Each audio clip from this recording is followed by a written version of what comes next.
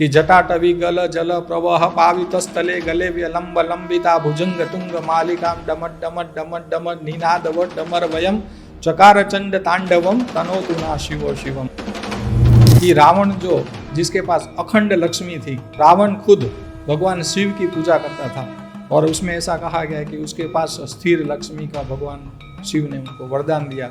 किसी को लक्ष्मी से रिलेटेड परेशानी है कि आमदनी तो चल रही है लेकिन फिर भी गुजरान नहीं हो रहा है, जो ग्रोथ चाहिए, ग्रोथ जिस हिसाब से हमें चाहिए तो वो नहीं मिल रहा है। तो भस्मासुर नाम का जो राक्षस था, तो भगवान शिव की हजारों साल तक तपस्या की और जब ये शिव भगवान अपने ध्यान से बाहर निकले तो भस्मासुर ने उनसे वरदान मांगा।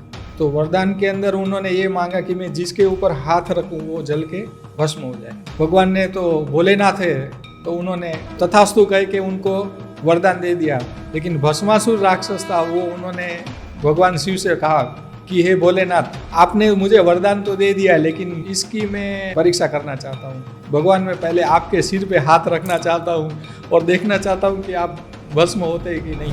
महाशिवरात्रि का महत्व क्या है? नमस्ते दोस्तों, welcome back to Kamlesh Bararia conversations. आज हमारे साथ हैं शास्त्री अनिल जोशी जी। इस पॉडकास्ट में बात की है शिव तत्व क्या होता है, महाशिवरात्रि के बारे में, शिवरात्रि क्या है, महाकाल और काल भैरव में क्या डिफरेंस है, घर में हम शिवलिंग रख सकते हैं या नहीं रख सकते हैं, और भी कई बातें हुई हैं जिस बारे में शायद मुझे भी नहीं पता था। 11 रुद्र होते हैं और शिव के अवतार, काफ़ी कुछ इन डेप्थ में मुझे भी नया पता चला है। होप आप भी एंजॉय करेंगे इस पॉडकास्ट को, तो बने रहिए। और हाँ, सब्सक्राइब ज़रूर करें क्योंकि आपका सब्सक्राइब होना ही हमारे लिए मोटिवेशन है और आपका कमेंट से मुझे पता चलेगा कि आपने देखा और क्या क्या आपको चीज़ें पसंद आई है। तो कमेंट भी ज़रूर करें और अच्छा लगे तो शेयर करना ना भूलें। चलो तो शुरू करते हैं पॉडकास्ट।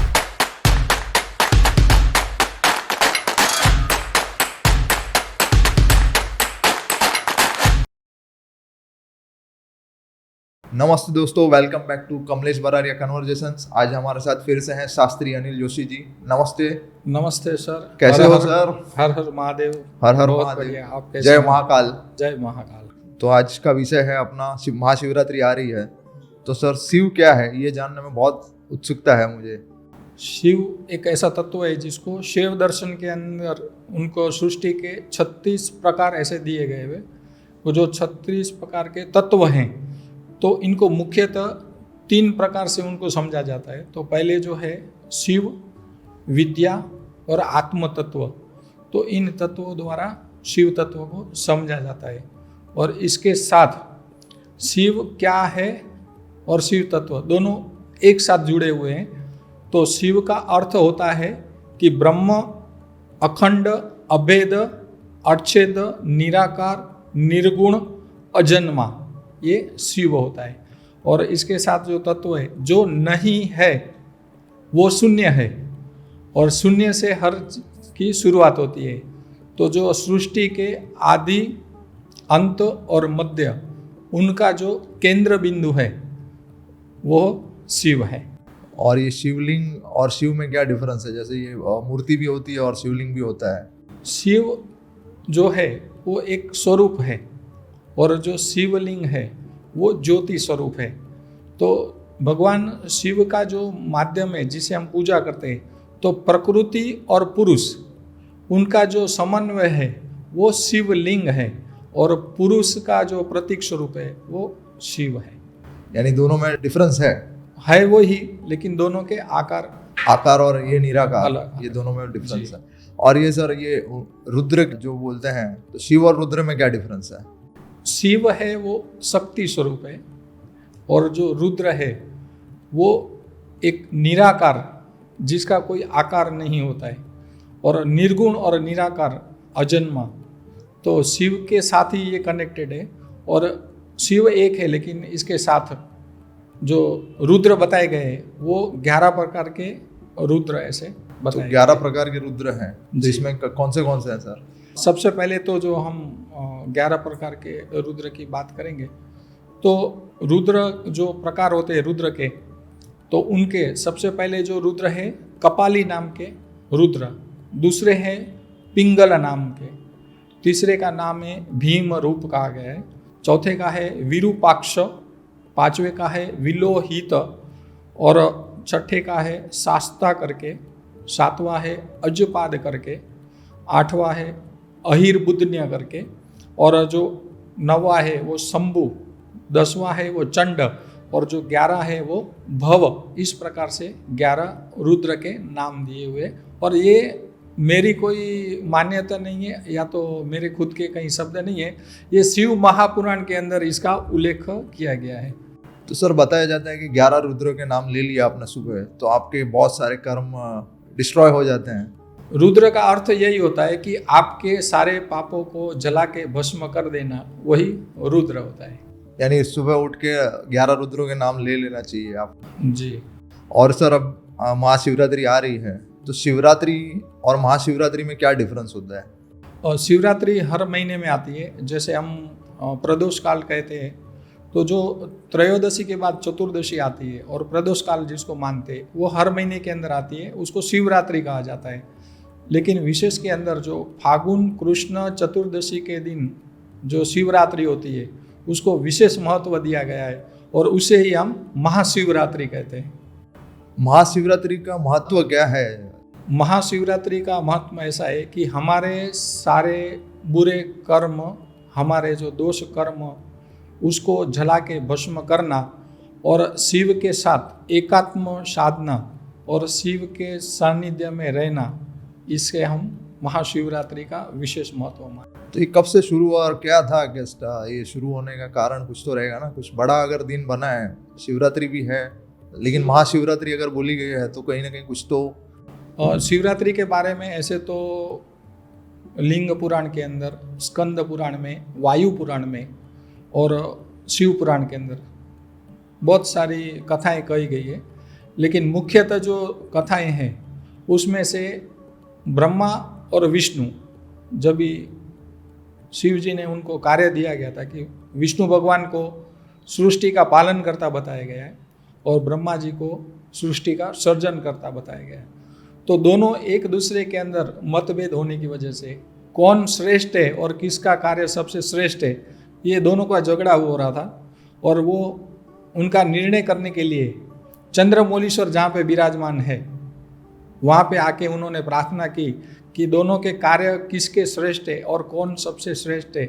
उस वक्त जो शिव जी ने एक ऐसा ज्योतिर उत्पन्न की, ज्योति स्तंभ, और वो ज्योति स्तंभ इतना विशाल था कि ब्रह्मा जी आकाश तक गए तो उसका कहीं भी उनको अंत नहीं मिल पाया और विष्णु भगवान पाताल लोक तक गए तो भी उसका अंत नहीं देख पाए, न आदि न अंत जब देख पाए तो वो हैरान रह गए और भगवान शिव से प्रार्थना करने लगे कि ये कौन सा स्वरूप है, हम तो सृष्टि के पालन करता और हम सर्जन करता है, लेकिन ये कौन सी चीज़ है।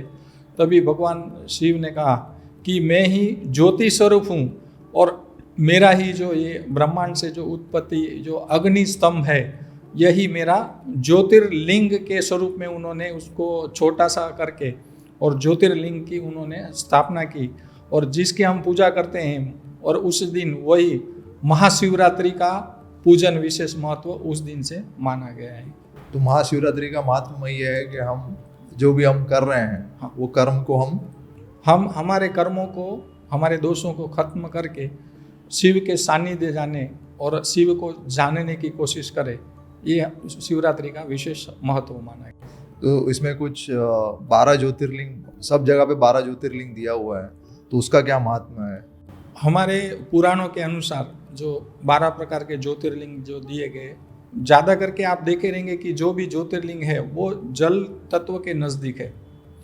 तो प्रारंभ होता है सोमनाथ से। तो इसका एक श्लोक मैं आपको बोलना चाहूँगा तो जिसकी वजह से आपको ज़्यादा समझ में आ जाए कि सौराष्ट्रे सोमनाथम च श्री शैले मल्लिकार्जुनम उज्जन्या महाकालम ओमकारम ममलेश्वरम परल्या वैजनाथम च डाकिन्या भीमाशंकरम सेतु बंदे तु रामेशम नागेशम दारुणकावने वाराणस्या तु विश्वेशम त्र्यंबकम गौतमी तटे हिमालय तु केदारम धृष्मेशम च शिवालय। इस तरह से ये द्वादश ज्योतिर्लिंग की स्थापना हुई और ज्योतिर्लिंगों के अंदर विशेष जो लिंग माना गया है, जो पुराणों के अंदर, शिव पुराण के अंदर, कि आकाशे तारकालिंगम पाताले हाटकेश्वरम मृत्युलोके च महाकालम त्रयलिंगम नमोस्तुते, ये विशेष 3 लिंग है। और बाकी के जो द्वादश जो 12 है वो ज्योतिर्लिंग है। अच्छा, शिवलिंग और ज्योतिर्लिंग में भी डिफरेंस है यानी? जो शिवलिंग है वो भगवान का जो शिव और शक्ति का स्वरूप है, उसे हम शिवलिंग कहते हैं। लेकिन जिसे विशेष पूजा और विशेष देवों द्वारा जो स्थापित किया गया है, इसलिए उसको हम ज्योतिर्लिंग कहते हैं, क्योंकि वो ज्योति का स्वरूप है। ज्योत यानी भगवान की आत्मा की तरफ लेके जाने वाली जो मार्ग है, और ज्योति तो जानी ज्योति हमें जो एक मार्गदर्शन दिखाता है, तो इसे हम ज्योतिर्लिंग ऐसे करते हैं। लिंग यानी उसका एक प्रतीक स्वरूप होता है। अभी ये महाशिवरात्रि है, तो अभी आ ही रही है रिसेंटली, तो 4 प्रहर की पूजा होती है, तो उसमें क्या विशेष महत्व है 4 प्रहर का, और कितने कितने बजे टाइमिंग रहता है या कैसे होता है ये पूजा? जो विशेष पूजा जो महाशिवरात्रि की जाती है, ऐसे तो आमतौर के अंदर इसके अंदर बहुत सारे द्रव्यों से, बहुत सारे चीज़ों से भगवान शिव की पूजा की जाती है, ज्योतिर्लिंग की, जो शिवलिंग होता है उसकी। लेकिन मुख्य तौर पर जो दिन के प्रहर होते हैं, तो ऐसे रात्रि के भी प्रहर होते हैं, तो हर एक प्रहर 3 घंटे का होता है। तो जिस वक्त सायंकाल होता है, तो सायंकाल से लेके जो 3 घंटे का प्रहर माना जाता है, वो प्रथम प्रहर उसको बताया जाता है। तो प्रथम प्रहर के अंदर अगर कोई दूध से पूजा करता है शिवलिंग की, तो भगवान उसको आरोग्य की प्राप्ति कराता है। दूसरे प्रहर के अंदर अगर कोई दही से भगवान के शिवलिंग की पूजा करता है, तो उसके सारे कष्ट दूर हो जाते हैं। और इसके साथ तीसरे प्रहर के अंदर जो घी से भगवान की पूजा करता है, तो उसकी मनोकामना सभी भगवान पूर्ण करते हैं। और चौथे के अंदर मधु से यानी शहद से जो भगवान की पूजा करता है, उसकी सारी आदि व्याधि उपाधि सभी दूर करते हैं। मुख्य तरह ये 4 प्रहर की पूजा है, और 4 प्रहर के अंदर मुख्य ये 4 विशेष वस्तुएं हैं, जिनके द्वारा हम पूजा करें तो हमारी भगवान शिव स्वीकार करके हमारे सारे जो दुख है उसको दूर करते हैं। पहला प्रहर कहाँ से स्टार्ट होता है सर? जिस वक्त संध्या का समय होता है, तो हर प्रदेश के अंदर सूर्य उदय के ऊपर उसका गणित किया जाता है। तो जिस वक्त शाम ढलती है, वहाँ से प्रथम प्रहर की शुरुआत होती है। और प्रथम प्रहर से हम 3 घंटे का एक अप्रोक्सिमेटली टाइम पकड़ते हैं, तो 3 घंटे का प्रहर एक होता है। तो ये जो पूजा करते हैं वो 3:30 या 4 बजे जो पहली पूजा बोलते हैं, तो वो क्या होता है? और आप जो बोल रहे हो कुछ तो डिफरेंस लगा मुझे। जो 3:30-4 बजे की होती है वो आखिरी प्रहर की पूजा होती है। और आमतौर के भोर तक जो होता है वो चौथा प्रहर होता है। और वो अप्रोक्सिमेटली जो टाइम है वो 3:30 से 3:45 बजे तक आता है। तो जो शिवरात्रि है उस दिन अगले दिन रात से पूजा होती है और वो पूरे दिन चलाते हैं लोग, तो वो कैसे होता है? मुझे कुछ तो डिफरेंस लग रहा है। जो ये लोग अभी कर रहे हैं, ट्रेंड में चल रहा है कि पहली पूजा 4 बजे होती है, फिर उसके बाद आपने बताया वैसे 3-3 घंटे में, तो वो आप बता रहे हो और वो जो हो रहा है वो दोनों में भी बहुत डिफरेंस दिख रहा है मुझे। शास्त्र के मान्यता अनुसार प्रदोष काल की जिस वक्त शुरुआत होती है, तो त्रयोदशी के संध्या से प्रदोष काल की प्रारंभ होता है। वहाँ से हम 3 घंटे का जो कैलकुलेशन करेंगे, तो हमारा चतुर्दशी यानी शिवरात्रि का दिन हमारा रात्रि प्रहर की पूजा पूर्ण होती है। और फिर दिन के अंदर जो हम भक्ति भावना से पूजा करते हैं, वो भगवान की हम लोग आराधना करते हैं। लेकिन प्रहर की पूजा होती है वो रात्रि समय के अंदर उसको कहा जाता है, और निश्चित काल ऐसा भी उसको माना गया है। ये प्रदोष काल क्या होता है सर? अभी आप प्रदोष काल यानी त्रयोदशी के और चतुर्दशी के जो बीच जो होता है समय, उसको प्रदोष काल कहा जाता है। और वो हर महीने प्रदोष काल आता है। तो उस समय पूजा का क्या विशेष महत्व है? या आमतौर पर ऐसा है कि जो शिवरात्रि की महाशिवरात्रि की पूजा नहीं कर सकता है किसी कारणवश, तो अगर हर प्रदोष काल के अंदर अपने घर के अंदर दूध से भगवान की पूजा करे, या तो रुद्र अष्टाध्यायी रुद्री से अगर भगवान की पूजा करे, तो भगवान उसकी सारी मनोकामना भी पूर्ण करते हैं और आरोग्य की वृद्धि भी कराते हैं। और आपको शायद पता होगा कि रावण जिसके पास अखंड लक्ष्मी थी, तो रावण खुद हर प्रदोष के दिन भगवान शिव की पूजा करता था।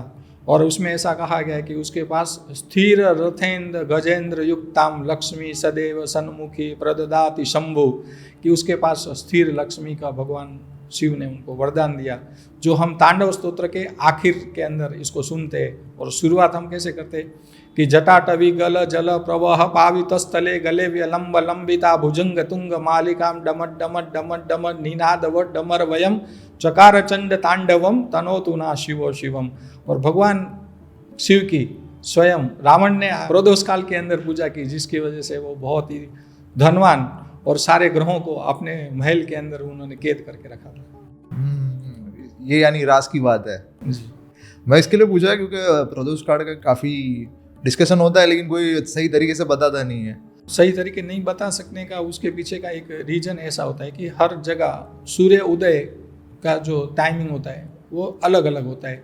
तो कहीं 1 मिनट का फर्क आ रहा है तो कहीं 4 मिनट का फर्क आ रहा है। तो सूक्ष्म गणित करेंगे तो वो जो प्रदेश है उसका सूर्य उदय से गिनती करेंगे तो सूर्य अस्त का जो समय होता है वो सूर्य अस्त के समय से लेके चौथे प्रहर तक जो होता है वो प्रदोष काल ऐसा माना जाता है, और उसे हम शिवरात्रि कहते हैं। और फागुन कृष्ण चतुर्दशी के दिन जो हम पूजा करते हैं उसे हम महाशिवरात्रि कहते हैं। अभी आपने महाशिवरात्रि का बताया, उसमें सारी राशियों को कुछ अलग अलग तरीके से पूजा करनी चाहिए या सब आपने बताया जैसे दूध दही घी और पंचामृत या जो भी करते हैं?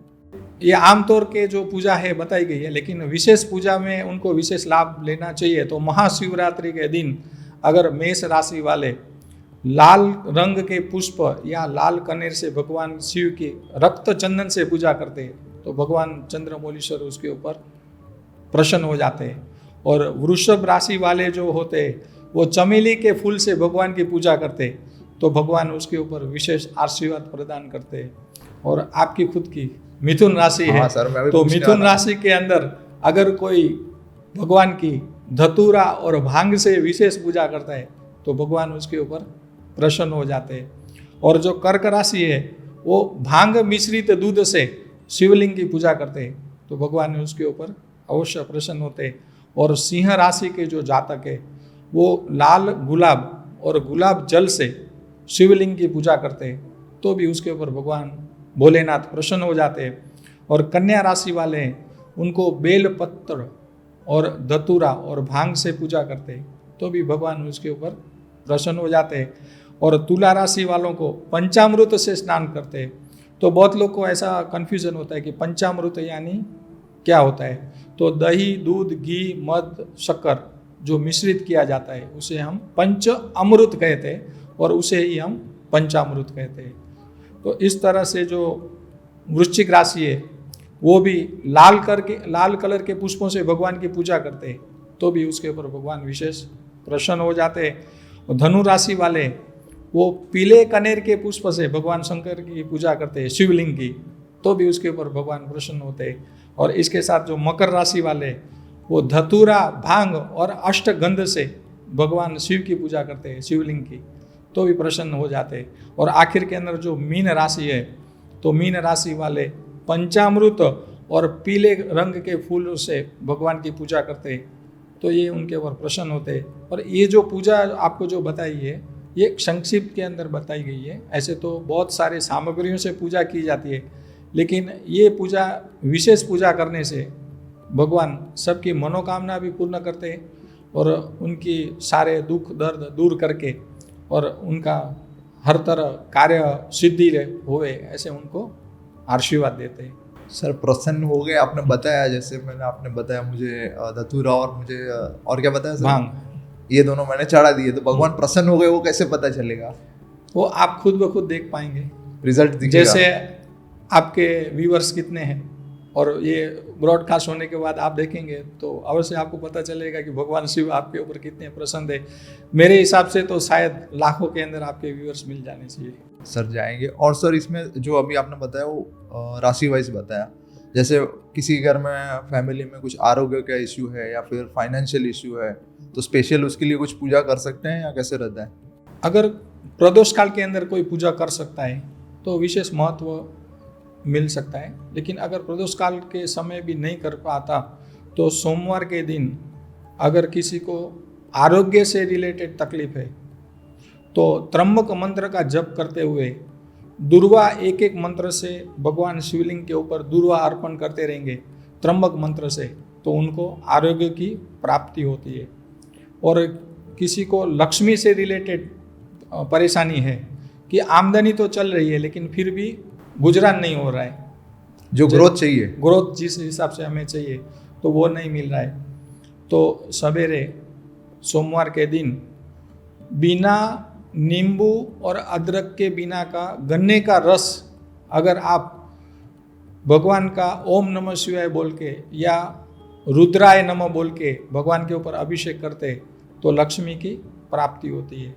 और जो गुरुजन है, जो मुनि है, गुरुजन है, और मोक्ष की प्राप्ति अगर उनकी इच्छा हो तो भगवान के ऊपर भस्म के द्वारा अभिषेक करते हैं। तो जैसे आप सुना रहेगा कि महाकाल के अंदर सवेरे 4:10 से भस्म आरती होती है, तो वहाँ की जो आरती होती है वो प्रथम भोर की आरती होती है, जहाँ चतुर्थ प्रहर पूर्ण होता है और भोर की शुरुआत होती है, जिसे हम उषा काल कहते हैं। तो मोक्ष की प्राप्ति होती है।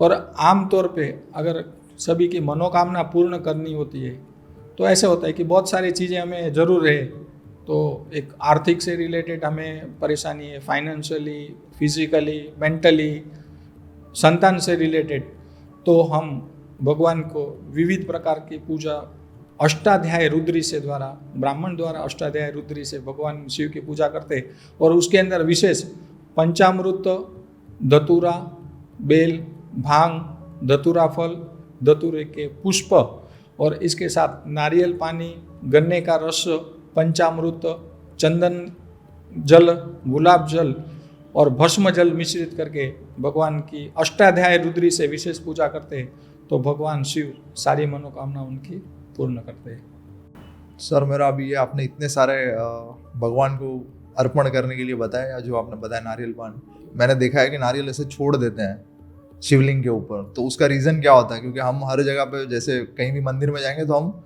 नारियल फोड़ देते हैं या फिर चढ़ाते हैं उनको अर्पण करके, तो इसका रीज़न क्या है? जैसे हम हर मंदिर में, जो देवी के मंदिर है, तो देवी के मंदिरों में आप जाएंगे तो वहाँ पे नारियलों को फोड़ा जाता है, लेकिन विशेष आराधना और विशेष फल की प्राप्ति के लिए और आम तौर के अंदर जिसको पुत्र प्राप्ति वगैरह करनी चाहिए या उनका पर्टिकुलर कुछ टारगेट है कि वो उनको सिद्धि प्राप्त होनी चाहिए, तो वो वहाँ पे कभी भी शिव के मंदिर के अंदर जाएंगे तो नारियल को अखंड वहाँ पे रख देना है, उनको फोड़ना नहीं है और भगवान शिव को अर्पण करना है, यानी ऐसे ही छोड़ देना, ऐसे छोड़ देना। ग्रीन नारियल का पानी चढ़ाएंगे, यानी जो बात कर रहे हैं कि अभिषेक के वक्त जो नारियल पानी होता है वो ग्रीन नारियल के द्वारा पानी अभिषेक किया जाता है, और भगवान शिव को जो हम अर्पण करते हैं वो छिलका निकाला हुआ जो नारियल होता है उसको भगवान को अर्पण करते हैं। क्योंकि मैं देखा होगा वो नारियल ऐसे ही छोड़ देते हैं, तो मैंने अभी मुझे क्वेश्चन आ गया तो मतलब पूछ लेते हैं। तो अभी आगे बढ़ते हैं सर जी।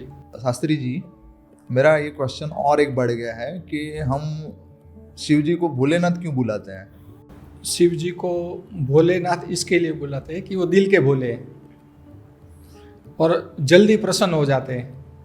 एक बार ऐसा हुआ था कि राक्षस जो थे, भस्मासुर नाम का जो राक्षस था, तो भगवान शिव की हजारों साल तक तपस्या की, और जब ये शिव भगवान अपने ध्यान से बाहर निकले तो भस्मासुर ने उनसे वरदान मांगा। तो वरदान के अंदर उन्होंने ये मांगा कि मैं जिसके ऊपर हाथ रखूं वो जल के भस्म हो जाए। भगवान ने तो भोलेनाथ है तो उन्होंने वरदान दे दिया बिना सोचे समझे कि इसका क्या परिणाम आने वाला है, तो तथास्तु कह के उनको वरदान दे दिया। लेकिन भस्मासुर राक्षस था, वो उन्होंने भगवान शिव से कहा कि हे भोलेनाथ, आपने मुझे वरदान तो दे दिया, लेकिन मैं ये वरदान सही है या आपने गलत दिया हुआ है, तो इसकी मैं परीक्षा करना चाहता हूँ। भगवान को ये पता नहीं था कि ये परीक्षा किस तरह से मेरा लेने वाला है। तो उन्होंने कहा कि भगवान, मैं पहले आपके सिर पे हाथ रखना चाहता हूँ और देखना चाहता हूँ कि आप भस्म होते हैं कि नहीं।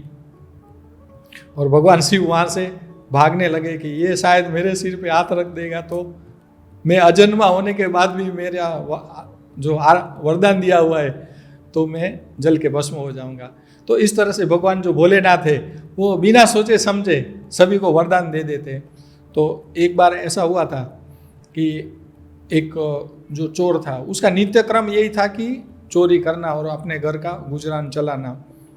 और उस दिन रात के समय कहीं भी उनको चोरी करने के लिए कुछ प्राप्ति नहीं हुई सामग्री की।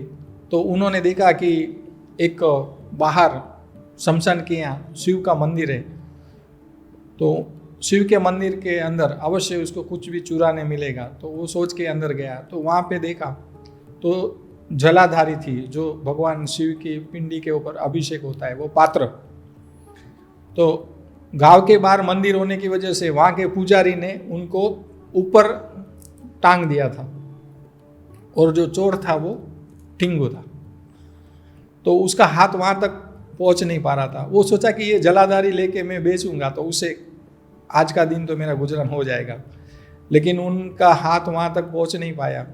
तो उन्होंने आजू बाजू चारों दिशा में देखा कि मुझे कोई देख तो नहीं रहा है, और जब भी उसने निश्चित ये किया कि मुझे कोई नहीं देख रहा है, तो उन्होंने भगवान जो शिवलिंग था उसके ऊपर खड़े हो गए और अपने हाथ से जलाधारी को जैसे उतारने के लिए हाथ ऊपर पहुंचा, तो उस वक्त शिवलिंग फट गया और उसमें से भगवान शिव प्रकट हुए और उनको कहा कि मांग मांग तुझे क्या चाहिए। तो चोर कहने लगा कि मैंने तो भगवान आप अपराध किया है कि मैंने आपके ऊपर पैर रखा है, लेकिन शिव जी कहने लगे कि भाई कोई मुझे भांग चढ़ाता है, कोई मुझे धतूरा चढ़ाता है, कोई मुझे पंचामृत से पूजा करते, कोई बम बम बोले करके गाल बजा के मेरी पूजा करता है, कोई डमरू बजा के मेरी पूजा करता है, लेकिन मैंने पहली बार ऐसा भक्त देखा है जो स्वयं खुद को मुझके ऊपर अर्पण कर दिया है, इसलिए मैं तेरे पे प्रसन्न हुआ हूँ। और आज के बाद तेरे को कहीं भी चोरी करने की जरूरत नहीं पड़ेगी और तेरे पास सदैव अखंड लक्ष्मी का वास रहेगा और तू हमेशा श्रीमंत रहेगा। इस तरह से भगवान को गलती से पैर रखने के बावजूद भी भगवान उनके ऊपर प्रसन्न हो गए, इसीलिए हम भगवान को भोलेनाथ कहते हैं। और मेरी खुद की अगर कहानी में बताऊं तो बचपन में मैं बहुत नास्तिक था।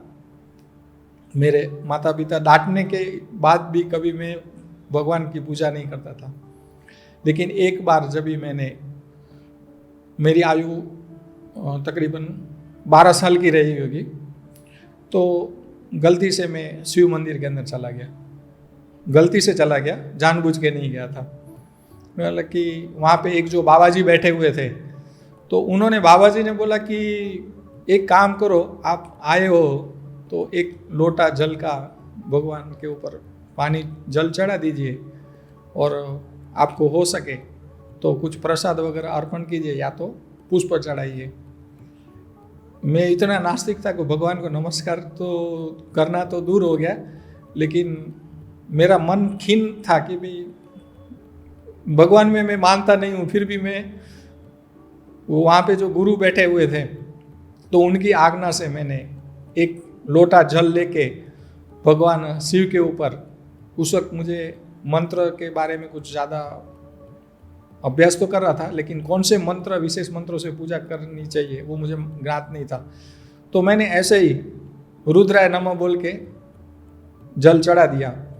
लेकिन बाद में ऐसा हुआ कि मुझे दिन ब दिन ऐसे स्पिरिचुअल अनुभव होने लगे कि जो मैं नास्तिक था उसमें से आस्तिक की तरफ मैं बढ़ते गया।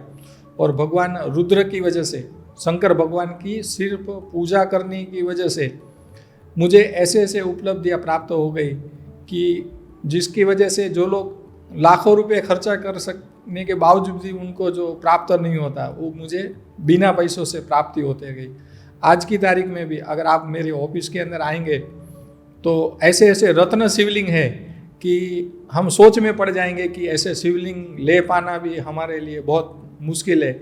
और मेरे पास ना कुछ होते हुए भी मैंने ऐसे शिवलिंग मेरे ऑफिस के अंदर मैंने कलेक्शन रखे। तो भगवान भोलेनाथ है तो सिर्फ उसके ऊपर जल भी हम अर्पण करते हैं तो भी भगवान भोलेनाथ प्रसन्न हो जाते हैं, इसलिए हम उनको भोलेनाथ कहते हैं। श्रद्धा का विषय है, यानी आस्था और श्रद्धा। हमारे गुरुजी कहते हैं कि न अकल बढ़ी न भैंस बढ़ी, न अकल बढ़ी न भैंस बढ़ी, सबसे श्रद्धा बढ़ी। तो इस तरह से अगर गलती से भी मेरी श्रद्धा भगवान के ऊपर आ गई तो भगवान मेरे ऊपर प्रसन्न हो गए और मुझे बिना मांगे बहुत कुछ देना प्रारंभ कर दिया। तब से मैं भगवान शिव की पूजा करने लगा। तो ये अभी जो आपने मतलब प्रसाद, ये विशेष करके भांग प्रसाद में दिया जाता है, महाशिवरात्रि की बात चली रही है जी, तो उसका रीज़न क्या है या महत्व है या क्या है जो भांग प्रसाद में भांग बांटते का हैं? महत्व ऐसा है कि हमने हमारे एक जो अघोरी मित्र थे उनसे हमने चर्चा की थी और उनको जब भी मैंने ये पूछा था कि आप भांग और जो चिलम वगैरह आप लेते हो तो उससे आपको क्या फल प्राप्त होता है, तो उन्होंने कहा कि जो भांग है वो साक्षात देवी स्वरूप है और जिस वक्त आप ग्रहण करते हो भांग को तो आपका मस्तिष्क जो है वो शून्य अवस्था के अंदर चला जाता है। तो जैसे हमने आपको पहले बताया था कि शिव तत्व और शिव क्या है, तो शिव तत्व यानी कि शून्य से प्रारंभ होता है, आदि मध्य और अंत उनका जो केंद्र बिंदु वो शिव तत्व है। और पृथ्वी, आकाश, ब्रह्मांड, पदार्थ, इन सारों को गतिमय रखने के लिए, विद्यमान रखने के लिए जो है वो शिव कहा गया है। तो वही जो गति और विद्यमान जो हमारे ब्रह्मांड की होती है वही एक हमारे शरीर के अंदर भी होती है, जो हमारे मस्तिष्क के अंदर उसको हम कहते हैं, जिसको ब्रह्मरंध्र कहते हैं। तो ब्रह्मरंध्र के अंदर अगर जो ये हम मनुष्य जीवन में सांसारिक जीवों के लिए भांग का पीना विशेष महत्व नहीं दिया गया है, हम हमारी खुशी के लिए पीते हैं। लेकिन जो योगी है वो भांग इसके लिए पीते हैं कि जिसके वो शून्य समाधि के अंदर चले जाते हैं और सिर्फ भगवान शिव का ही ध्यान करते हैं, इसलिए वो भांग का ज़्यादा करके उनका सेवन करते हैं और भांग के द्वारा ही भगवान शिव की पूजा करते हैं, जिसके उनको मोक्ष की प्राप्ति होती है। ये हो गया भांग का गृहस्थ प्रसाद। जीवन के लिए भांग निषेध है। प्रसाद क्या होता है? मेरा प्रसाद यानी आप जो भी चीज़ भगवान को अर्पण करते हैं और आपके जो भाव होते हैं और वो भाव जो होते हैं, हमारा जो तत्व पंच तत्व से हमारा शरीर पंच महाभूत से बना हुआ शरीर है, अग्नि, पृथ्वी, वायु, जल और आकाश। और हमारे शरीर के 5 प्राण हैं, आन, व्यान, अपान, उदान और समान। ये हम 5 प्राण भगवान को भोग के माध्यम द्वारा हम उनको अर्पण करते हैं। जैसे आपने बहुत जगह देखा रहेगा कि पूजा हो रही है, आपने आपके घर में भी पूजा करवाई होगी, तो पंडित जी आए रहेंगे, तो उन्होंने जिस वक्त आप भोग लगाते हो, नैवेद्य धराते हो भगवान को, तो प्राणाय स्वाहा, अपानाय स्वाहा, व्यानाय स्वाहा, उदानाय स्वाहा और समानाय स्वाहा, कि हमारे 5 प्राण है वो हम भगवान आपको अर्पण करते हैं। और भगवान जो आप प्रसाद रखते हो उनका जो सुगंध लेते हैं और वो सुगंध के अंदर इतनी मिठास भर देते हैं कि जिसके अंदर हम प्र यानी प्रभु और शाद यानी भगवान को बुलाना होता है, और जिस सामग्री के अंदर हम भगवान को अर्पण करके भोग को और उसको हम ग्रहण करते हैं तो उसे प्रसाद कहा जाता है।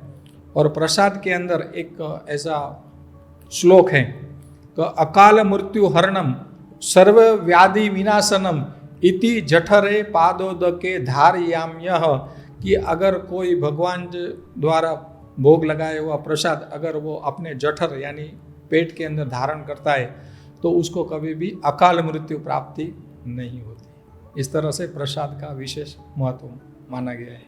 अभी आपने अकाल मृत्यु, सर वापस मेरा बहुत ही इंटरेस्टिंग विषय आपने ले लिया है।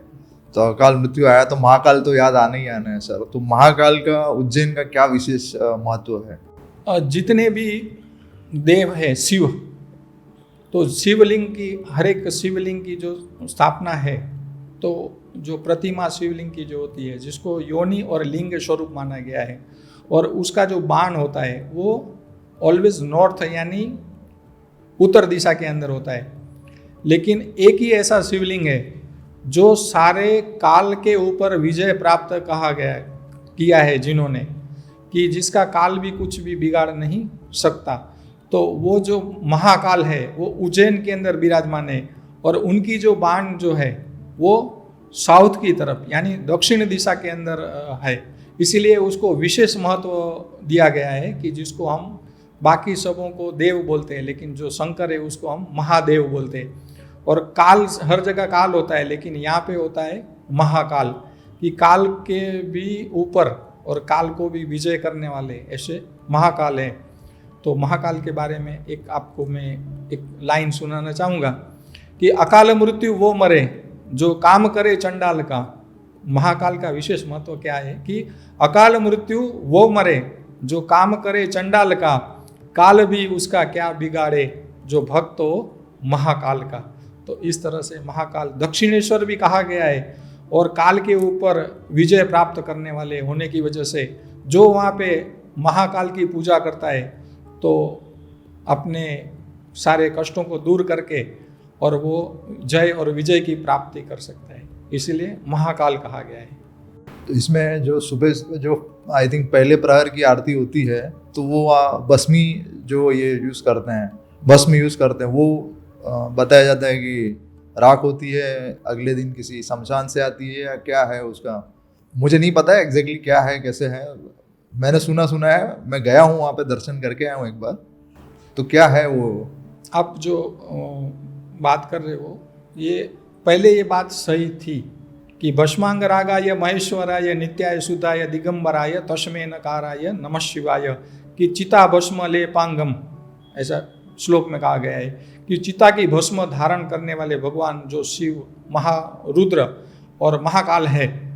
तो आज से मेरे हिसाब से अंदाजित समय 100 साल पहले चिता भस्म से भगवान शिव की जो महाकाल की पूजा होती थी। और एक दिन ऐसा हुआ था कि उस दिन किसी भी प्रकार की कोई लाश वहाँ पे डेड बॉडी जलने के लिए नहीं आई थी। तो महाकाल के जो पुजारी थे उन्होंने अपने पुत्र को उनको मार के उनकी चिता लगा के और उनके द्वारा भस्म ले आके और भगवान शिव की महाकाल की पूजा की थी। और वो भस्म आरती से महाकाल उनके ऊपर प्रसन्न हुए तो उनको आशीर्वाद मांगने के लिए कहा।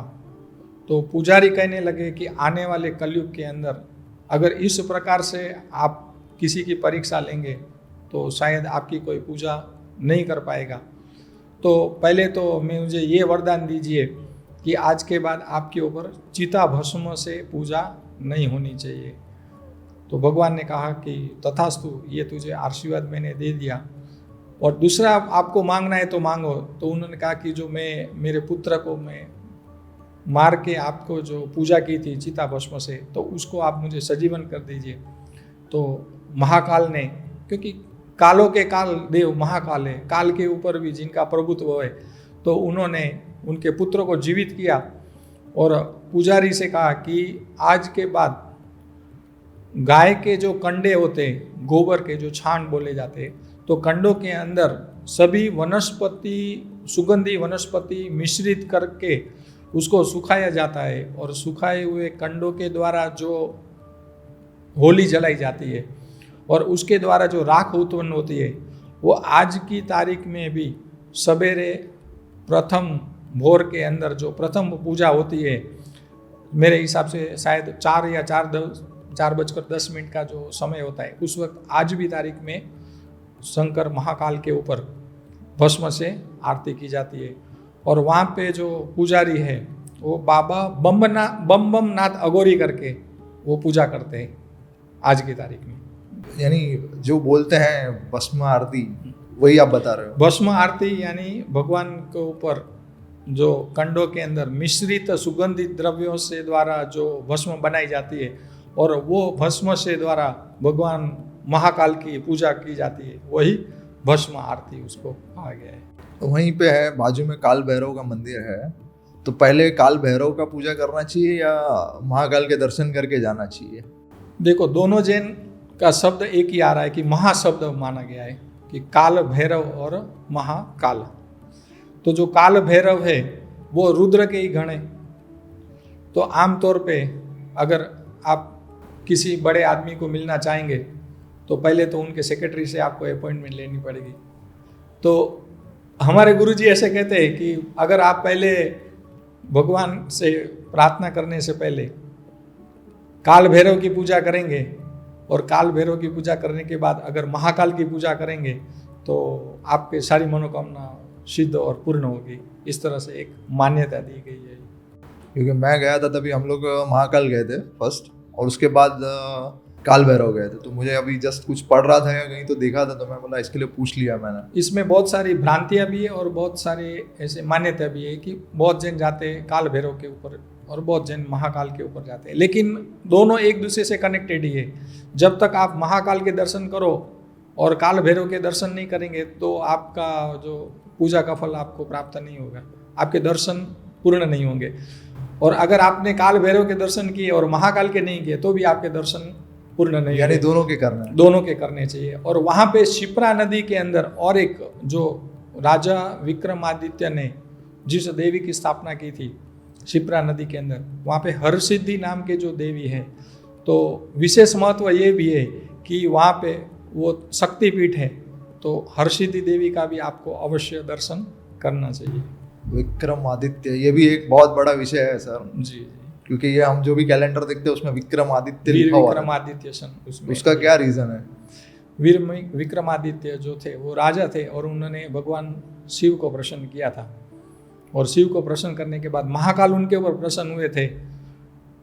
जहाँ तक मैंने कुछ ग्रंथ ऐसे पढ़े कि सिर्फ उज्जैन नगरी के अंदर 1108 शिवलिंग की जो स्थापना राजा विक्रमादित्य ने की थी, सिर्फ उज्जैन नगरी के अंदर। इसलिए उज्जैन नगरी को पवित्र पावन्य भूमि और महाकाल की भूमि मानी गई है।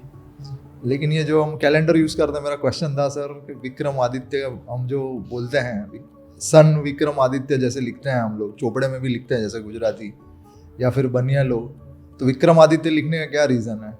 विक्रमादित्य लिखने का ये है कि जो काल गणना होती है, जो ज्योतिष की काल गणना होती है, कि जिसकी तरह से हम दिन नक्षत्र राशि जो हम देखते हैं, तो उसको एक सिस्टमेटिकली फॉलो करने के लिए और एक सिस्टम में लाने के लिए उन्होंने उस वक्त सारे उनके जो विद्वान पंडितों थे उनके साथ वो ज्योतिष की गणना करके उन्होंने उनके खुद के नाम से वीर विक्रमादित्य सन करके उन्होंने शुरुआत की। तो आज भी हम वो फॉलो आज भी हम उसको फॉलो कर रहे हैं। हिंदू और हम दो चीज़ों को फॉलो कर रहे हैं, एक तो हम शालिवाहन सके को भी फॉलो कर रहे हैं और दूसरा हम जो फॉलो कर रहे हैं वीर विक्रमादित्य सन को भी फॉलो कर रहे हैं। जी। आगे बढ़ते हैं सर। तो काशी विश्वनाथ में भी अभी आपने महाकाल का बताया, तो काशी विश्वनाथ में भी ऐसे ही है, तो वहाँ भी भैरव हैं, यहाँ पे भी है, तो हर जगह पे भैरव का क्या रोल है? यानी भैरव यानी उनके जो रक्षक देव है, तो जैसे हम उज्जैन में देखें तो काल भैरव है, तो इसी तरह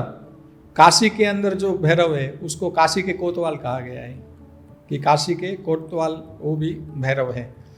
और जूनी एक जो कथा है उसके अंदर नारद ऋषि विष्णु भगवान के ऊपर किसी कारणवश क्रोधित हो गए थे और विष्णु भगवान को उन्होंने नारद ऋषि ने श्राप दिया था। विष्णु भगवान श्राप देते हैं, लेकिन यहाँ पे नारद ऋषि ने विष्णु भगवान को श्राप दिया और उनकी खुद की जब भूल पता चली तो उन्होंने भगवान से क्षमा मांगी और उन्होंने कहा कि आपका जो श्राप हो वो मिथ्या होना चाहिए, तो इसके लिए कृपा करके आप मुझे उपाय बताइए। तभी विष्णु भगवान ने कहा कि आप पृथ्वी लोक में जाके काशी विश्वनाथ की पूजा करेंगे तो आप जो मुझे श्राप दिया है वो श्राप मिथ्या हो सकता है।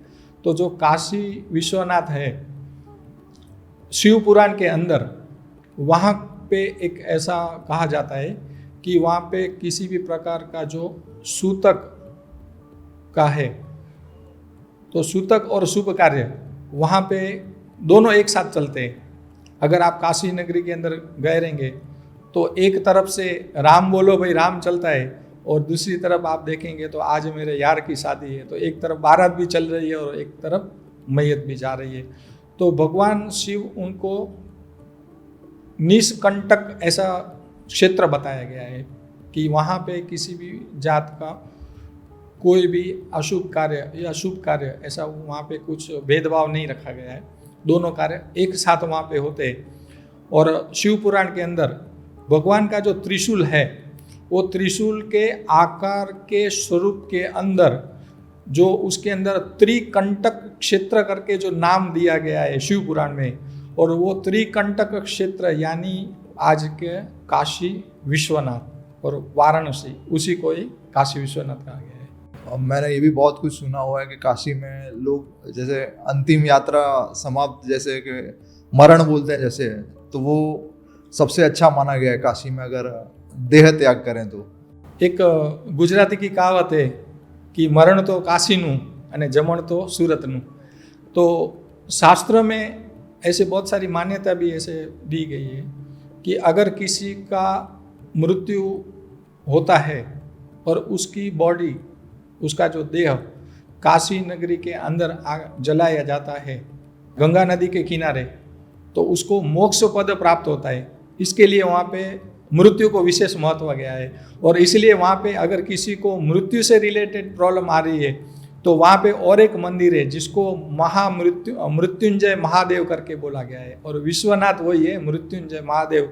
हम जो श्लोक बोलते हैं कि मृत्युंजय महादेव त्राहि माम शरणागतम जन्म मृत्यु जरा व्याधि पीड़ितम कर्म बंधने, तो वो मृत्युंजय महादेव की जो स्थापना है वो काशी विश्वनाथ के अंदर। क्योंकि मैंने ये भी सुना है कि वहाँ पे चिता हमेशा चालू ही रहती है 24 घंटा, जो बोलते हैं कि एक के बाद एक अगर चलते ही रहती है तो चिता कभी बंद नहीं होती है। वहाँ पे मणिकर्णिका करके एक जो घाट है, वहाँ पे तो बहुत सारे घाट है, वहाँ पे अश्वस्थ घाट है, जो मणिकर्णिका करके घाट है, वहाँ पे 365 दिन और 24 घंटे रोज कोई ऐसा मिनट या कोई ऐसी क्षण नहीं जाती है जहाँ पे वहाँ पे अग्नि चिता नहीं जलती रहेगी।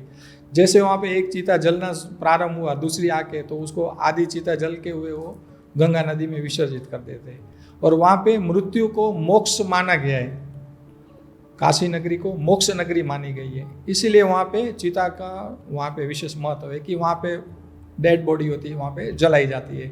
तो आप देखे रहेंगे कि जैसे हम शादी में बारात निकालते हैं, तो अगर आपको कभी ऐसा मौका मिले तो अवश्य आप काशी नगरी के अंदर एक बार जाइए और वहाँ पे पैदल चलिएगा, तो आप आश्चर्यचकित हो जाएंगे कि किसी की डेड बॉडी टेम्पो में आ रही है, किसी की डेड बॉडी रिक्शा में आ रही है, किसी की डेड बॉडी ट्रक के अंदर आ रही है, किसी को तो डेड बॉडी होती है वो बस के ऊपर रख के लेके आते हैं, लेकिन इतनी सजा धजा के लेके आते हैं कि जैसे उसको दूल्हा या दुल्हन बनाया गया हो, और उनका एक विशेष पूजा भी उनको करते हैं, और उनका एक महोत्सव मनाते हैं कि उसका जो मरण है और उसकी जो देह है वो जलाना, वो काशी नगरी के अंदर उसको प्राप्त हुआ है, जिसकी वजह से वो मोक्ष पद प्राप्ति होगी, यानी कंफर्म ऐसा हो मान्यता जाएगा है। ये मान्यता है और श्रद्धा का विषय है। मानो तो भगवान है, ना मानो तो कुछ भी नहीं। हाँ, अभी आपने बताया भगवान प्रसन्न होते हैं तो क्या होता है, अगर महादेव जो हम हमेशा बोलते हैं प्रसन्न हो जाते हैं भोलेनाथ, वो कभी कभी रूठ भी जाते हैं, तो कैसे पता चलेगा कि हाँ भाई भगवान नाराज चल रहे हैं मुझसे। आप समझिए कि किसी प्रकार की आपके ऊपर बाधा आ गई तो समझो भगवान आपके ऊपर उठे हुए हैं, और आपको प्रसन्नता प्राप्त हुई तो भगवान आपके ऊपर प्रसन्न हुए। लेकिन आज कलयुग में तो ये हाल है कि दूसरे के से सुख से आदमी दुखी है, खुद के सुख को देख नहीं रहा है, आजू बाजू वाले को देख के दुखी हो रहा है, तो वो कैसे करे, उसका उपाय क्या है? उपाय के अंदर ऐसा है कि भगवान ने दो चीज़ें इंसान को दे के छोड़ दिए, मनुष्य को जिस वक्त बनाए तो उन्होंने एक तो बुद्धि और दूसरा पेट, ये दो चीज़ ऐसे दे दी कि जिसके लिए वो मेहनत करने लग गया। तो आप उसको किस तरह से फॉलो करते हो वो आपके ऊपर है। यानी कर्म बनने वाला हिसाब किताब भी आ गया। इसीलिए तो गीता में कहा गया कि कर्मणे वाधिकारस्ते माँ फलेषु कदाचन, अपने कर्म पे जैसी करनी वैसी भरनी। तो ये सर आगे बढ़ते हैं। अभी ये शिव परिवार है, तो इसमें अभी जो अभी तक मुझे जितना पता है तो गणपति और कार्तिक स्वामी, तो दो ही जन हैं या फिर कैसे क्या है, वो शिव परिवार कैसे गिनते हैं? ऐसे तो शिव को अजन्मा, निर्गुण, निराकार और ओमकार ऐसा कहा गया है, लेकिन शिव पुराण के अंदर कहीं कहीं ऐसे उनका उल्लेख है कि जो शिव जी हैं उनके माता पिता भी हैं। माता पिता भी हैं? जी हाँ। ओके। तो शिव पुराण के अंदर उसका उल्लेख है, लेकिन ऐसे तो भगवान शिव को अजन्मा बताया हुआ है, लेकिन इसके अंदर जो शिव के जो पिता है वो काल ब्रह्म, काल ब्रह्मा कहा गया है, जिसको हम भगवान महाशिव कहते हैं। तो उनको पिता बताया गया है। और उनके जो माता है, तो माता के अंदर अष्टांगी देवी करके माता है। अष्टांगी देवी यानी दुर्गा देवी, ऐसा कहीं कहीं इनका उल्लेख दिया हुआ है कि अष्टांगी देवी उनकी माता है और काल ब्रह्मा उनके पिता है। और जैसे आपने बताया कि उनके पुत्र, तो आमतौर पे बौद्ध जैनों को इतना ही पता होता है कि कार्तिक स्वामी और गणेश जी इनके पुत्र है, क्योंकि हम टीवी के अंदर भी वही देखते आ रहे हैं और हम सुनते भी वही आते हैं। लेकिन इनके और भी पुत्र हैं और इनकी पुत्रियां भी है। तो सबसे पहले जो इनके जो पुत्र है वो कार्तिक स्वामी, दूसरे है गणपति जिसको हम गणेश बोलते हैं, दूसरी इनकी जो पुत्री है उसको अशोक सुंदरी कहा गया है। और अशोक सुंदरी यानी क्या कि जिस वक्त हम भगवान शिवलिंग शिव की जो शिवलिंग की पूजा करते हैं और शिवलिंग के ऊपर जो हम जल अर्पण करते हैं और वो जल जिस धारा में बहके हुए नीचे गिरता है और वही धारा के अंदर उसको अशोक सुंदरी का स्थान दिया गया है। तो इस तरह से इनकी जो पुत्री है वो अशोक सुंदरी भी है। और इनके और एक जो पुत्र है वो साउथ के अंदर बहुत ही मशहूर है, जिनको हम अयप्पा कहते हैं। और इनके नाग कन्याएं भी इनकी जो है वो 5 नाग कन्याएं भगवान शिव की है।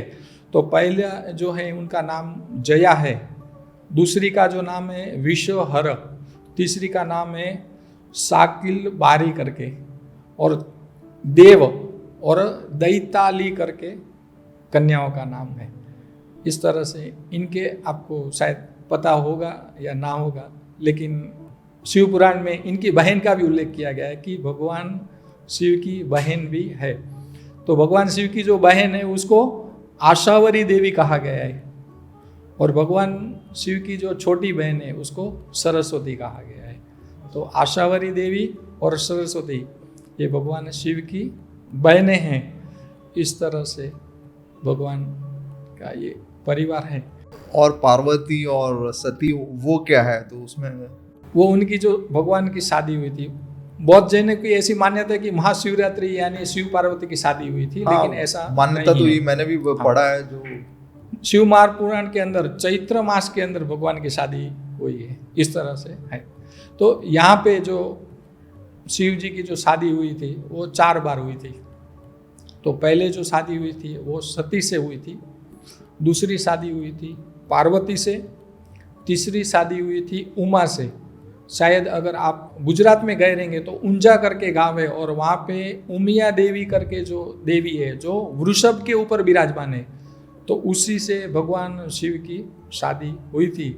और आपने काली का नाम तो सुना होगा, तो काली है वो भी भगवान शिव की पत्नी है। और कहीं कहीं ऐसा उल्लेख दिया गया है कि गंगा भी भगवान शिव की पत्नी है। इस तरह से भगवान की शादियाँ हुई थी। ये तो मुझे नहीं पता था जी, ये शिव पुराण, शास्त्री जी मेरे खुद के शब्द नहीं है, ये शिव पुराण के अंदर उल्लेख किया हुआ है जी। ये तो एकदम मेरे लिए भी शॉकिंग था, क्योंकि मैंने अभी तक पढ़ा है तो सती और पार्वती का मैंने ज्यादा आमतौर पे 2 ही जैन सबको पता होता है, जयंती मंगला काली भद्र काली कपालिनी दुर्गा क्षमा शिवा दात्री सोहा शोधा नमस्तुते। जो महाकाली है वो भी काली, वो भगवान शिव की पत्नी है। और आपने बहुत सारे ऐसे पिक्चर्स भी देखे रहेंगे कि जहाँ पे काली को युद्ध करते हुए बताया हुआ है और उसका एक पैर भगवान शिव की छाती के ऊपर रखा हुआ है। और जिस वक्त भगवान शिव के छाती के ऊपर पैर लगा तभी उन्होंने देखा कि ये तो मेरे पति के ऊपर पैर रख दिया। उस वक्त जो काली देवी थी उसकी जीभ बाहर निकल आई, तो तब से महाकाली उसका नाम पड़ा। और रक्तपान करते हुए थी असुरों का, इसलिए उसकी जीभ लाल बताई गई है। यानी महाकाली का जो महाकाली स्वरूप दिया गया है। शास्त्री जी, शिव के कितने अवतार हैं? ऐसे तो भगवान शिव को अजन्मा कहा गया है कि वो कहीं भी जन्म नहीं लिया हुआ है, लेकिन फिर भी भगवान शिव ने भी अवतार लिए हुए हैं। तो वो शिव ने जो अवतार लिए हैं, तो सबसे जो अवतार उनके जो हम पुराणों के अंदर उनका उल्लेख किया गया है, तो दुर्वासा ऋषि वो भगवान शिव का अवतार माना गया है। इनके साथ जो पवन पुत्र हनुमान जी, वो भी भगवान शिव का अवतार माना गया है। महेश करके जो देव हैं वो भी शिव। दूसरे हैं वृषभ, पिपलाद ऋषि करके हुए, इनके साथ वैश्यानाथ करके हो गए, वो भी शिव अवतार थे। द्विजेश्वर करके उनका है, वो भी एक अवतार हुआ है। हंस रूप, जिसको हम बहुत जगह ऐसे सोहम सोहम, जहाँ शब्द जो गायत्री परिवार वाले लिखते हैं कि सोहम, तो हंस स्वरूप है, वो भी शिव का अवतार हुआ है। अवधूतेश्वर, जो हम बताते हैं कि अघोरियों वगैरह होते, तो अवधूतेश्वर, और अवधूतेश्वर के अंदर शिव का जो एक ऐसा भी माना गया कि दत्तात्रेय भगवान वो भी अवधूत रूप के अंदर थे, तो अवधूतेश्वर करके भी भगवान शिव का अवतार हुआ है। इसके बाद भिक्षु वर्य, ये बौद्ध समय के अंदर भिक्षु वर्य करके भी भगवान ने अवतार लिया था। सुरेश्वर करके भी भगवान शिव का अवतार हुआ है, सुरेश्वर। ब्रह्मचारी, वो भी भगवान शिव का है अवतार। और सुनट नर्तक करके भगवान का शिव, जो आपने नटराज वगैरह जो देखा नटराज उसके अंदर, तो सुनटक नर्तक करके हुए, उनके 2 अवतार उसके अंदर हुए। दूसरे हुए द्विज अवतार, इनके साथ जो हुए अश्वस्थामा, जो हम महाभारत में सुने कि जिसकी मस्तक से मणि निकाली गई और उसको दंड दिया गया है, तो अश्वस्थामा वो भी शिव के अवतार थे। किरात करके जो भील थे, वो भी उनके ही अवतार थे। और सुनट नर्तक के साथ एक नटेश्वर करके अवतार हुआ, जिसको हम नटेश्वर मानते हैं कि नटराज की मूर्ति देखते हैं हम बहुत जगह, तो वो भी भगवान शिव का ही अवतार माना गया है। ये अभी इनका अवतार हो गया, ये अवतार की पूरी स्टोरीज कभी नेक्स्ट टाइम बैठेंगे तभी करेंगे। मेरे को एक क्वेश्चन आ रहा है सर, गुरु शिष्य जो परंपरा है वो कहाँ से और कैसे स्टार्ट हुई?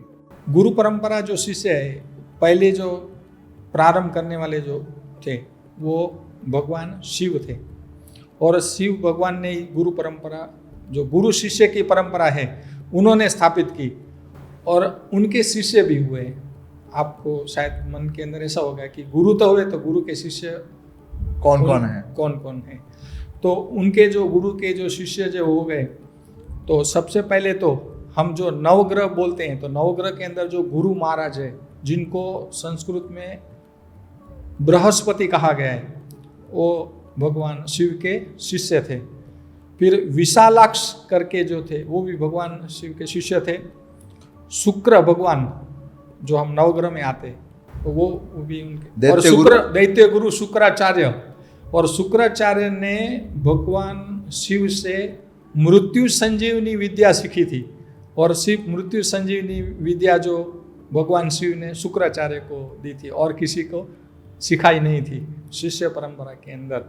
तो इस तरह से शुक्राचार्य भी उनके शिष्य थे, और शिष्य एक हो गए जिनका नाम था महेंद्र, और इनके साथ सहस्त्राक्ष करके हो गए, वो भी उनके शिष्य हुए। और प्राचेतस मनु करके हो गए, वो भी उनके शिष्य हुए।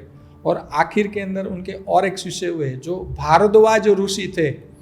और हमारे जो भारतीय परंपरा और हमारे वैदिक शास्त्र के अंदर हमारी एक बहुत सारी ऐसी कमियां हैं कि हम विदेश से ज़्यादा ज्ञान प्राप्त करते और हम हमारा ज्ञान नहीं पढ़ते। लेकिन ये जो सारे मैं आपको शिष्य बताता हूँ और इतना जो सारे नाम लिए, ये हमारे सब पुराणों के अंदर इनका उल्लेख किया गया है। हम कहते हैं कि राइट्स बंधु ने प्लेन बनाए थे, लेकिन सबसे पहले प्लेन बनाने वाले भगवान शिव के शिष्य भारद्वाज ऋषि थे, और वो एरोनॉटिक्स इंजीनियर थे और एरोनॉटिकल्स भी थे। तो उन्होंने प्रथम जो विमान बनाया था वो कुबेर महाराज के लिए उन्होंने प्रथम विमान बनाया था। और आज हमारे भारतवर्ष के अंदर जो एरोनॉटिक्स प्रगति हो रही है, तो वो एरोनॉटिक्स प्रगति हो रही है उनकी किताब के जो लिखने वाले ऋषि है वो भारद्वाज ऋषि है, और उन्होंने वैमानिक शास्त्र करके उन्होंने किताब लिखी। और आज हम भारतवर्ष के अंदर एरोनॉटिक्स के ऊपर हमारा जो इसरो भी संशोधन कर रहा है, तो वो उस किताब के ऊपर से संशोधन हो रहा है। हमारा जो भारद्वाज ऋषि थे वो भी भगवान शिव के शिष्य थे और उन्होंने विमान शास्त्र की रचना की थी। इस तरह से गुरु शिष्य परंपरा पहले जो है वो भगवान शिव के द्वारा शुरू हुई है। ये आपने भी सोहम मुझे जो बताया था वो भी एक मुझे क्वेश्चन था। जब हम मेडिटेशन आप देते हो किसी को करने के लिए या कोई मंत्रोच्चार देते हो कि ये मंत्र करो या वो जो भी आप सजेस्ट करते हो किसी को, तो कैसे बेस पे होता है? जैसे हेल्थ, वेल्थ, रिलेशनशिप हो गया, एजुकेशन हो गया, तो वो मेडिटेशन और मंत्र दोनों करना है या कैसे करना चाहिए तो उससे ज़्यादा लाभ मिल सके?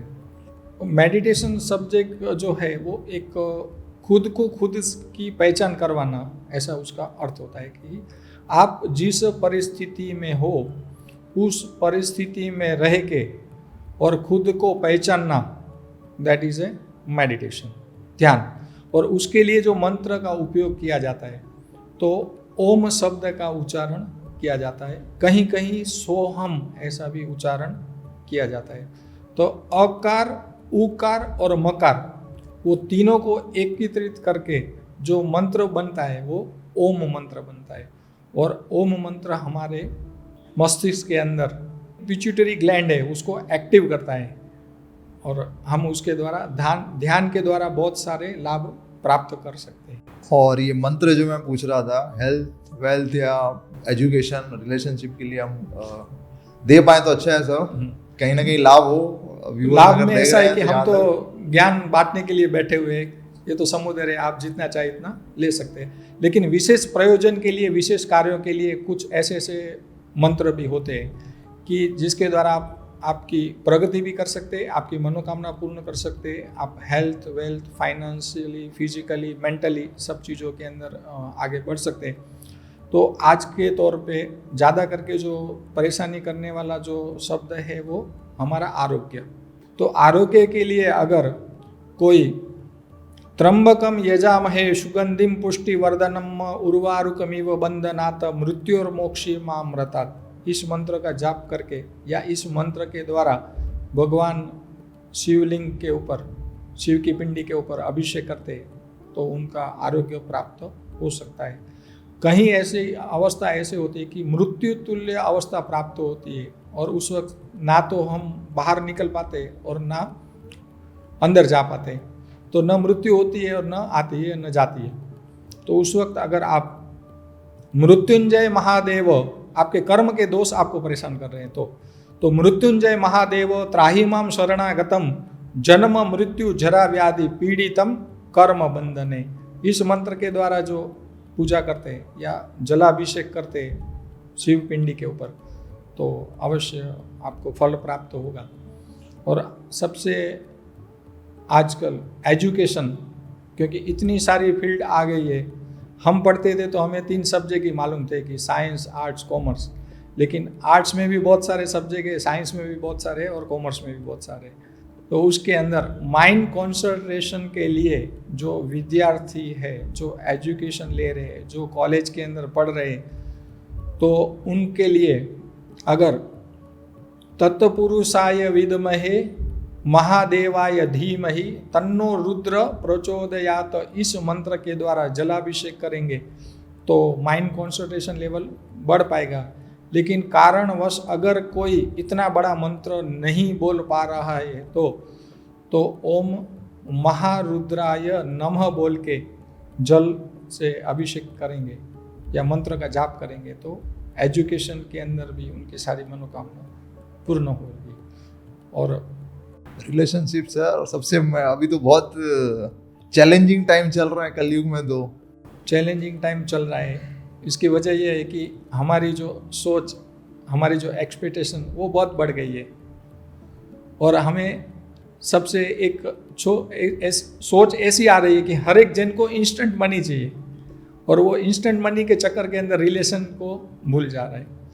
तो इसके अंदर अगर अष्टाध्याय रुद्री का पाठ करके रिलेशन के लिए फाइनेंशियली, फिजिकली, फाइनेंशियली, मेंटली हर प्रकार की उपलब्धियां प्राप्त करने के लिए और सभी मनोकामना पूर्ण प्राप्त करने के लिए अष्टाध्याय रुद्री से अगर जो कोई भगवान शिव के ऊपर जलाभिषेक जल के द्वारा उनकी पूजा करता है तो भी उनकी सारी मनोकामना पूर्ण होती है। और अगर हो सके तो किसी विद्वान पंडित द्वारा घर के अंदर अगर आप शास्त्रों वेदोक्त मंत्रोच्चार द्वारा शुद्ध मंत्र उच्चारण के द्वारा अष्टाध्याय रुद्री का पाठ कर सकते हैं, या तो होमात्मक या अभिषेकात्मक, तो भी सारी मनोकामना भगवान शिव पूर्ण करते हैं। सर ये सब आपने बताया, ये अभी मुझे और एक क्वेश्चन आया, शिवलिंग घर में रखना चाहिए या नहीं रखना चाहिए? मैं 5 या 6 जन से पूछा है तो उन्होंने हमेशा ना बोला है।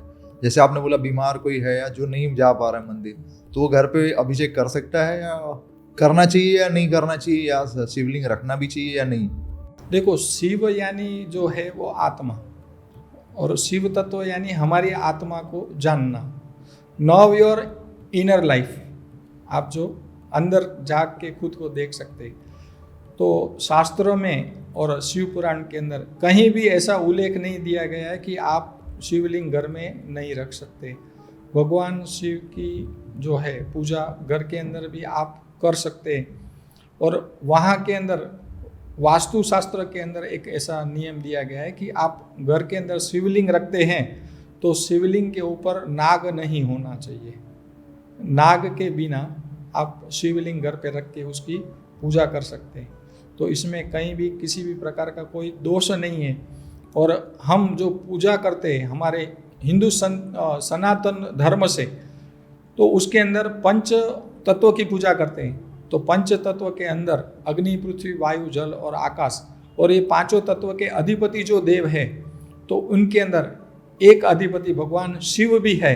तो इसीलिए हम भगवान शिव की अपने घर के अंदर बिना संकोच या बिना किसी प्रकार की शंका रखे हुए भगवान शिव की पूजा कर सकते हैं। तो जैसे पूजा करते हैं मंदिर में वैसे कर सकते हैं जी। प्राण प्रतिष्ठा करनी चाहिए या फिर ऐसे ही जनरली जैसे मार्केट से मिल रहा है और हम मंदिर में रख देते हैं? जैसे अभी हम लोग, मैं भी करता हूँ, जैसे अभी मैंने ऑफिस पे लेके आया एक मूर्ति लाया, तो मूर्ति एक आई थिंक छोटा सा साइज होना चाहिए, तो रखना चाहिए मंदिर में। तो मूर्ति की पूजा बेस्ट है या फिर फोटोज लगाते हैं हम लोग? आमतौर पे मूर्ति की पूजा करनी सबसे श्रेष्ठ है, क्योंकि आप उसके ऊपर पंचोपचार भी पूजा कर सकते और त्रिशोपचार भी पूजा कर सकते और राज्याभिषेक मतलब राज्योपचार भी पूजा कर सकते हैं। वो आपकी अनुकूलता के हिसाब से होता है। लेकिन जब भी आप भगवान को लाते हो तो घर के अंदर ज़्यादा करके भाव प्रतिष्ठा करनी चाहिए। तो भाव प्रतिष्ठा यानी कि हमारे हृदय के ऐसे भाव है कि आप हमारे घर पे विराजमान है हो रहे, कि मंदिर में रोज रोज आता हूँ भगवान तेरे, मंदिर में रोज रोज आता हूँ भगवान तेरे, कभी कभी एक दिन तुम मेरे घर पे भी आया करो। तो इस तरह से हमारे जो भाव होते हैं वो भाव द्वारा हम उनकी प्रतिष्ठा करते हैं, तो उसके हमारे कनेक्शन उसके साथ जुड़ा रहता है। यानी प्राण प्रतिष्ठा की जरूरत नहीं है जो मंदिर में होती है। जी, ये मंदिर के अंदर जो प्राण प्रतिष्ठा होती है वो अचल प्रतिष्ठा होती है, उनको मूवेबल नहीं होती है। जहाँ तक वो मूर्ति खंडित नहीं होती तब तक वो मूर्ति को वहीं उसको स्थापित किया जाता है। लेकिन घर के अंदर मैंने तो बहुत जगह ऐसे भी देखा है कि जिस दिन उनके घर पे पूजा है और हम उनके घर पे पूजा करवाने को गए तो वो पीताम्बरी लेके भगवान को घिसने लग गए। अभी सोचो, भगवान पीताम्बरी से भी घिस के खुश हो जाते हैं। तो उसके अंदर हमारे भाव है कि आज हम हमारे घर पे गुरुजी या पंडित जी आए और हम पूजा करा रहे, तो भाव हमारे होते हैं। तो भाव प्रतिष्ठा वो सबसे महत्व है। और मूर्ति जो हम रखते हैं अगर मंदिर में, तो वो कितना होना चाहिए? छोटा या ऐसा कुछ माप है या फिर कैसे रहता है? या कुछ प्राण प्रतिष्ठा के लिए एक लेवल होता है, यानी 5 फुट या 6 फुट या ऐसा कुछ? आमतौर पे एक ऐसा विशेष महत्व दिया गया है कि आपका जो अंगुष्ठ प्रमाण, अंगूठे के बराबर की मूर्तियाँ होनी चाहिए। लेकिन आप बड़ी मूर्ति लेना चाहते हो तो आपका जो कुंठ यानी एक जो वेत होता है, एक अप्रोमेक्सली 9 इंच का होता है अप्रोमेक्सली। तो 9 इंच के ऊपर की मूर्ति स्थापित नहीं करनी चाहिए, क्योंकि 9 इंच के ऊपर अगर मूर्ति स्थापित करते हो तो उसके लिए आपको प्राण प्रतिष्ठा के सारे नियम लागू। अच्छा, नहीं ये मुझे माहित हमेशा लगता था कि ये शिवलिंग का भी मुझे अभी ध्यान में आया, मूर्ति का भी है, क्योंकि अभी हम लोग ज़्यादा करके देखते हैं तो सारे मंदिर में जाते हैं और घर पे फोटोज ही ज़्यादा रहते हैं, तो इसके लिए मैंने पूछ लिया था। कैसा रहा सर आज का अनुभव? सर हर बार की तरह मैं वो आपको वही बोलूँगा कि एज ए स्टूडेंट्स मुझे ये अच्छा लगा कि मैंने आज कुछ नई एग्ज़ाम दी है, और शायद मेरे जो ज्ञान कहीं छुपा पड़ा होता उसको मैं बाहर निकालने की कोशिश की है, और संक्षिप्त के अंदर सारे ग्रंथों का आधार लेके ये मैंने माहिती दी आपको, जो इन्फॉर्मेशन दी है। तो इसमें मेरे कहीं भी शब्द नहीं है, ये सारे शब्द जो है वो हमारे ग्रंथ, उपनिषद, वेद और पुराण के अंदर लिखे हुए हैं। और कभी किसी को अगर जानना हो कि मैंने ये कहा है तो वो किस ग्रंथ के अंदर है, तो अवश्य आप शिव पुराण का अध्ययन कीजिए, वायु पुराण का अध्ययन कीजिए, नारद संहिता का अध्ययन कीजिए, लिंग पुराण का आप अध्ययन कीजिए। तो हमारे जो पुराण हैं, तो पुराणों के अंदर इस सारी चीज़ों की जो इन्फॉर्मेशन आपको दी गई है, और वही मैंने आपको प्रेजेंट की है। धन्यवाद सर, मिलते हैं फिर नेक्स्ट एपिसोड के लिए, प्लानिंग करते हैं। यस, जाते जाते हम खाली एक भगवान शिव का मंत्र बोलेंगे और फिर आपसे मैं इजाज़त चाहूँगा। ओंकार बिंदु संयुक्तम नित्यम ध्यायन्ति योगिना कामदम मोक्षदम चैव ओमकाराय नमो नमः। धन्यवाद। धन्यवाद। और धन्यवाद शास्त्री। आने वाले सभी जो व्यूअर्स आपके देख रहे हैं उन सभी को भी शिवरात्रि की हार्दिक शुभकामनाएं, और आपको भी हार्दिक शुभकामनाएं कि आपके सब्सक्राइब, व्यूअर्स और पोस्ट बहुत ही असंख्या सहस्त्राणी क्रियन्ते हर्निश मया, कि जिसकी कोई सीमा ना हो, इतने आपके सब्सक्राइब हो। धन्यवाद। हर हर महादेव। हर हर महादेव।